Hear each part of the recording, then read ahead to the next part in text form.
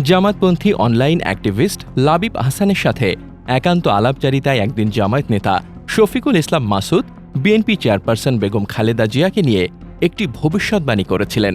সম্প্রতি সেই ভবিষ্যৎবাণীটি সত্য হয়েছে বলে জানিয়েছে লাবিব আহসান। সেদিন বেগম খালেদা জিয়াকে নিয়ে শফিকুল ইসলাম মাসুদ কি ভবিষ্যৎবাণী করেছিলেন সেটিই থাকছে আমাদের আজকের এই আয়োজনে।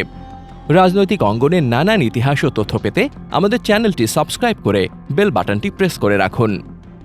লাবিব জানান, ডক্টর শফিকুল ইসলাম মাসুদ ভাই একান্ত আলাপচারিতায় একদিন আমাকে বললেন, খালেদা জিয়াকে এখন ভীষণ পর্যদুস্ত দেখছ না?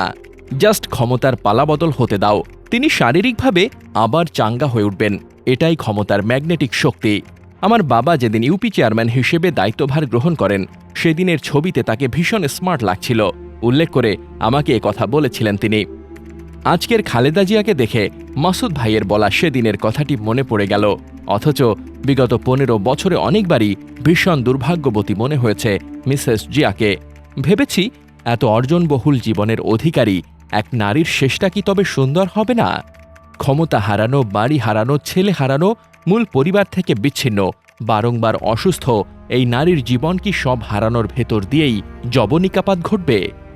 বিগত 15 বছরে হাসিনাকে যতটা প্রভাব বিস্তারী এবং ক্ষমতাশালী মনে হয়েছে, বেগম জিয়াকে মনে হয়েছে ঠিক ততটাই অসহায় এবং মজলুম। যেন বেগম জিয়ার জীবন কেবলই এক ধুধু মরুভূমি, চারদিকে জনারণ্য নেই, সবুজাভ উদ্যান নেই, ভীষণ একলা একা। অন্যদিকে হাসিনা কি ভীষণ অভিজাত এক জীবন পার করছে। তার চারদিকে জনারণ্য, গোটা দেশের সুপ্রিম পাওয়ার তার হাতের মুঠোয়। দুজনের দৈনন্দিন জীবনে কি বিশাল এক বৈপরীত্য। আল্লাহ সময়ের চাকা ঘুরিয়ে দেওয়ার একচ্ছত্র মালিক।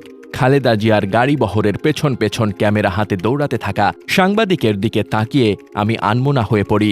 শেখ হাসিনা আজ মঞ্চ থেকে ছিটকে পড়েছে। সেখানে জায়গা পেয়েছেন বেগম খালেদা জিয়া, তার পেছনে জনারণ্যের দীর্ঘ মিছিল। আমার হৃদয়ে স্পন্দিত হচ্ছে আলী রাদিয়াল্লাহু আনহুর বিখ্যাত উক্তিটি, কারো বিপদ দেখে উল্লাসিত হয়ো না। আগামীকাল তুমি কোন অবস্থায় পতিত হবে তা তোমার জানা নেই। সময়ের আবর্তন, লাবিব আহসান।